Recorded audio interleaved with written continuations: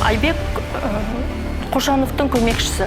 Өзінің қол астында өзбек азаматтарын заңсыз ұстап, ақшасын бермей ұстаған. Ағам соларға көмектескені үшін қазіргі таңда 1 жылдан бері қамауда. Ол заказбен қамалып тұр. Сіз прокуратура тыңдайса, прокуратура қадағалаушы орган бірдеңке ішкендеге бараса, өтініш хаты қанағаттандырусыз қалдырусыз келесіз қазір. Біз білеміз, ал бұндар кино бұндар. Менің қорғауымдағы Абдукаевтың айыбын ауырлатып, жағдайын ауырлатып, қосымша тергеу амалдарын жүргізіп, енді ол қылмыстық процесс кодексінде ол тыйым салынған.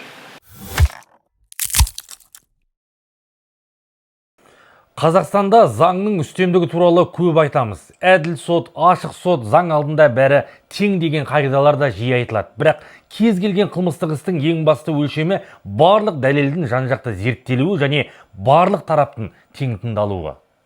Бүгін біз қоғамда қызу талқыланып жатқан қылмыстық істердің бірі туралы сөз қозғаймыз. Бұл заңгер әрі қоғам белсендісі Алжан Қайырбекұлына қатысты іс. Жазықсыз қамауға алынды деген жақындары әділдік орнап бауырын босатуды сұрайды. Ендеше іс материалдарында айтылып жатқан уәжді таразыға салайық. Талипова Дамира Қайырбекқызы, Абдукаев Алжанның туған қарындасымын. Әділетсіздіктер болып жатыр. Заң жоқ. Мен сенбеймін заңға. Әшейін бір адам айтады, соны орындайды. Даже оны өздерінің тергеушілері соны мойындайды. Бізді жаман көрмеңіздер. Мен жақсы адаммын негізінде деп бізге рұқсат қағаз берген кісілердің өздері солай айтады. Қазір сол полиция департаментінің бастығы түрмеде ағамен бірге отыр. Ол кісі айтады, бізге айтты, сотқа дейін жеткізіңдер, сотта өзіміз шешеміз деп. Получается, ол жерде қазір приказ бар біреудің дегенде жаңағы Айбектің. Айбек Қошановтың көмекшісі. Өзінің қол астында өзбек азаматтарын заңсыз ұстап, ақшасын бермей ұстаған. Ағам соларға көмектескені үшін қазіргі таңда 1 жылдан бері қамауда. Даудың басы 2022 жылы басталды. Сол кезде Бақов Гүлмира өз туысына қатысты қылмыстық іс бойынша заңгерлік көмек сұрап Алжан Қайырбекұлына жүгінген. Оларды Ажибай Серік таныстырған. Кейін белгілі болғандай талапкер Ажибай Серікке 27 миллион теңге берген. Алайда қорғау тарапының айтуынша бұл қаражаттың ешбір бөлігі Алжан Қайырбекұлының қолына тимеген. Соған қарамастан Алжан Қайырбекұлы заңгерлік қызмет көрсету туралы келісім жасап, іске 2 заңгер мен 2 адвокатты тартып, мемлекеттік органдарға жүгініп, ақпараттық қолдау ұйымдастырған. 2022 жылы Гүлмира Бақованың інісі Демеуғали антикорға түседі. Ортада Серік деген кісі арқылы ағаммен таныстырылады. Серік ағамның атын жамылып 27 миллион теңгені Бақовтан жымқырып кеткен. Өзі қазір делада аты айтылғанмен, бірақ та ешқандай оны ешкім тапқан жоқ, іздеген де жоқ даже. Потому что бұларда приказ тұр бастарында қамату керек деген. Уақыт өте келе 3 жылдан кейін арыз жазады ақпан айында. Ақпан айында бір арызды Шымкент қабылдайды, бір арызды Астана қабылдайды. Астана деланы алған бойда ағам өзі Астанада тұрған үшін деланы ашады, қылмыстық құрам жоқ деп ол деланы жабады, қысқартады. Жаңағы Айбекпен сөзге келіп, осындай жағдайлар болып кеткеннен соң, сол Шымкенттегі делаға Астана қаласының полиция департаментінің адамдары қызығушылық танытып, сұратып алады деланы. Өзіміз қайта қозғаймыз деп арадан 4-5 ай өткеннен кейін қозғайды. Жаңағы Айбекпен текетірестері 24 шілдеде болса, 29 шілдеде ешқандай тергеусіз ештеңесі ағам жабылады абақтыға. Ол жерде қазір бізге белгілі, ол заказбен қамалып тұр. Кейін сот талапкердің туысына қатысты айыптау үкімін шығарған соң көрсетілген заңгерлік қызметтің нәтижесіне көңілі толмағанын айтып, төленген қаражатты қайтаруды талап етеді. Қорғау тарапының мәліметінше қысымның күшеюіне байланысты талап етілген қаражат кезең-кезеңмен қайтарылып, 2025 жылдың қаңтарында толық өтелген. Сотқа банк аударымдары мен төлем құжаттары ұсынылғаны айтылып отыр. Сонымен қатар қорғаушылардың айтуынша қолма-қол берілген тағы 4 миллион теңге болған. Алайда талапкер сотта бұл қаражатты алғанын есінде жоқ екенін мәлімдеген. Ақмола облыстық адвокаттар алқасының адвокатымын, Молдабеков Мұхаммед Али Сапарович. 2025 жылдың қараша айында бұл қылмыстық іс тергеумен прокуратурадан ары қарай сотқа келіп түскен болатын. Қазір осы сотқа, ауданаралық қылмыстық істер жөніндегі сотқа. Ол қылмыстық істі тергеу барысында да, сот отырысында да, қорғау тарапы дейміз ғой, мен қорғаушы ретінде қылмыстық іс тергеу барысында жол берілген көптеген заң бұзушылықтар туралы, қылмыстық процестік нормаларын елеулі түрде бұзылған туралы, қорғауымдағы Абдукаимовтың құқықтары елеулі шектелген туралы көптеген өтініш хаттар мәлімделген болатын. Біз неге бұл іс қайтарылғаннан кейін одан ары қарай заң бұзушылықтар жалғасты деген пікірге емес, енді өзіміз көріп отырмыз заң бұзушылықтары орын алған. Қосымша тергеуге келіп түскен қылмыстық тергеу кезінде біз тарапымыздан шағымдар келтірілді қала прокурорына, аудан прокурорына, оның арасында апелляциялық сатыдағы сотқа да сұраухаттар жолданды, адвокаттық сұраухаттар.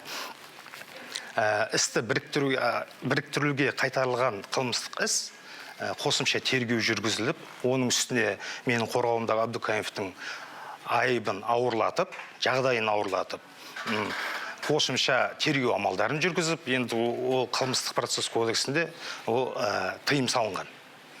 Мына қылмыстық іс соттан қайтарылған екен, қандай да бір тергеу амалдарын жүргізуге, тергеудің олқылықтарын толықтыруға деген тыйым салынған заңмен. 2025 жылдың ақпанында дәл осы жағдай бойынша арыз қайта түседі. Алғашында іс қылмыстық құқық бұзушылық құрамы жоқ деген негізбен тоқтатылған. Алайда кейін бұл шешім өзгеріп, іс қайта қозғалып сотқа жолданады. Қорғау тарапы бұл өзгерісті Алжан Қайырбекұлының жоғары лауазымды тұлғалардың әрекеттеріне қатысты қоғамдық мәлімдемелерінен кейін болған оқиғалармен байланыстырады. Бұл қорғау тарапының ұстанымы. Ал оған құқық қорғау органдарының ресми бағасы сот процесі барысында беріледі. Бірінші сатыдағы сот оны 4 жыл 8 айға бас бостандығынан айыру туралы үкім шығарған. Прокуратура істі тергеуге бере алмайды. Полиция органына қылмыстық доға бере алмайды. Бірінші нәрді. Екінші нәрді қылмыстық істе жіберген қателіктерді түзете алмайды. Олар прокуратура бәрін жүріп салған айтқанда. Мен түсінемін. Прокуратура қылмыстық іс тартып алады өзіне. Уже оларға достық ашылады. Соттаушы, сіз қайтадан ба? Жоқ, мен айтайын деп отқан прокуратура жақсы сөйледі, базар жоқ. Жолдарға өтірік айтты деп тұр мынау. Қаулы арасында барлығы.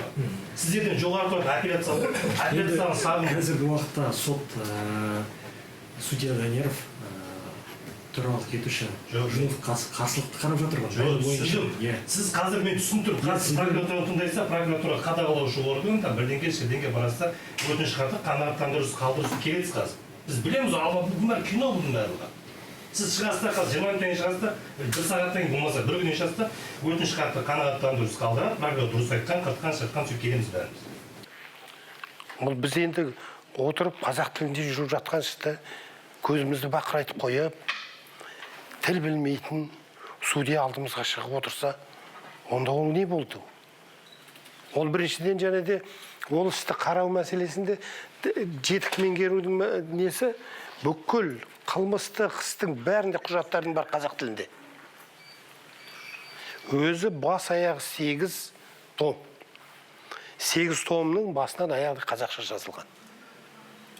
Енді бұл жерде мен білмеймін қалай екенін, бұл соттың төрағасы бөледі ғой істі судьяларға. Сол кезде қарау керек еді. Онымен қатар міндетті түрде біздің қорғап отырған азамат Әлжан. Ол мына қоғамдық ұйымның төрағасы. Өзбек қазақ диаспорасы деген қоғамдық ұйымның төрағасы. Қоғамдық ұйымға заң бойынша барлық мәселе біздің Қазақстан Республикасының қай саласында болсын, қандай мәселеге болсын, араласып кірісуге құқы бар қоғамдық ұйым. Сол бағытта менің ойымша, енді іспен танысам мен, сол бағытта жаңағы Әлжан іске кірісіп кеткен ғой жаңағы жағдайға. Бірақ та өзі атқармаған оны. Оны атқарған заңгер. Жаңа қоғамның заңгері, екінші заңгер болған. Бұл тек қана ұйымдық мәселесімен кісімен сөйлесу, кездесіп, оған жағдайды барын түсіндіру, сол мәселемен айналысқан. Міне, бірақ та ол қамауда отыр бірақ. Кейін істі апелляциялық сот қарады. Апелляциялық саты істің толық әрі жан-жақты зерттелмегенін көрсетіп, материалдарды прокуратураға қайтарды. Сонымен қатар іс бойынша маңызды тұлғалардың бірі саналатын Әжібай Серіктен жауап алу қажеттілігі айтылған. Қазіргі уақытта іс қайтадан сотта қаралып жатыр. Қорғау тарапының пікірінше, алаяқтық ниетін дәлелдейтін жеткілікті айғақ жоқ, ал барлық маңызды куәлардан толық жауап алынбаған.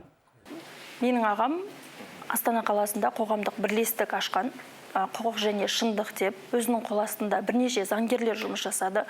Сол заңгерлермен біріге отырып, жаңағы Бақовқа көмектесті қолдарынан келгенше. Бірақ та Бақовтың інісі 2,5 жылға сотталып кеткеніне байланысты, ол сотқа Әлжан Көкеннің істеген ісіне наразы болды. Наразы болғаннан соң ақшаны қайтаруды талап етті. Ағам толығымен ақшаны қайтарды. Қайтарғаннан соң ол Серік Әжібайдың алып кеткен ақшасын да ағамнан талап ете бастады. Ағамның бұрын сотталғанын бетіне басып, қоқан-лоқы көрсету арқылы ағамнан толық ақшаны қайтарып алды. Турасына келгенде қазіргі жәбірленуші өзі қанша ақша алғанын да білмейді. Дәлелдерді ұсынған кезде ғана ұмытып кетпін деген сылтау айтады. Басқа ешқандай сылтау жоқ. Бақова ақшаны заңгерлік қызмет үшін деп берді. Оны өзінің сөздерінде де айтылды сотта. Ұнамағаны үшін мен ақшаны толығымен қайтаруды талап еттім деген ғана уәждер айтты. Қазіргі таңда ешқандай бізден жазылған пікірлерге, бізден жазылған қаратайстваларға мүлдем қанағаттандырмайды. Көңіліңіз тола ма өтіп жатқан сот процесі? Жоқ, мүлдем толмайды. Олардың шығаратын шешімі маған әуел бастан белгілі болып тұрады. Олар жаңағы Айбектің айтқан адамдарымен солардың талаптарын орындайды, болды. Ол жерде біз әшейін қатысып кетіп жатқан адамдар сияқтымыз. Мына жерде бір адамның тағдыры шешіліп жатқаны оларға белгісіз. Ол жерде оның ешқандай кінәсі жоқ. Ол қолынан келгенше адамдардың барлығына жақсылық жасады. Оны дәлелдеп беретін бізде көптеген адамдар бар, жақсылық жасап көмектескен үшін. Бірақ та мына Айбектің жолын кескен үшін Қожановтың атын жамылып Айбек приказ беріп жүр. Мен тек қана сол президенттің ғана күші жетеді деп ойлаймын. Қожановқа қарсы, жаңағы Айбекке қарсы басқа ешкімнің күші жетеді деп ойламаймын. Мен 1 жылдан бері қасындамын, қолымнан келгенше бәріне барып жатырмын. Бірақ ешкім, даже адвокаттардың бірнешеуі бізден отказ жасады. Звондайды полиция басқармасына. Оларға айтылатын жауап: саған тыныштық керек болса, араласпа делаға дейді. 7-8 адвокат осылай бізден отказ жасады. Біз сол талаптамыз. Біздің қорғауымыздағы Абдукаимовтың кінәсі жоқ, дәлелденбеген. Қылмыстық іс бойынша көптеген, ол енді мен тергеу барысынан бері қатысып келе жатқан қорғаушы болғаннан кейін көптеген заңбұзушылықтарға жолықтым. Сол туралы мен алдын ала қарау барысында істі 15 парақты 1,5 сағатта мәлімдеген болатын. Өкінішке орай осы жағдай келіп отыр. Бұл іске соңғы құқықтық бағаны тек сот береді. Сондықтан айыпталушының жақындары қара қылды қақ жарар әділ шешім шығуын күтеді. Алжан нақақтан нақақ жалған жаламен темір торға жабылама деп алаңдайды. Бірақ қоғам үшін маңыздысы әрбір сот процесінің ашық өтуі, барлық дәлелдің толық зерттелуі және әр тараптың уәжінің тыңдалуы. Егер заң үстемдігі туралы айтсақ, кез келген іске бірдей қолданылуы тиіс. Сондықтан бұл іске қоғамдық бақылау жасалып, журналистер мен қоғам өкілдері қатысып, істің ашық әрі заң талаптарына сай қаралуына мүдделі екенімізді білдіреміз. Өйткені әділ сот бір ғана адамның ғана емес, тұтас қоғамның мүддесі.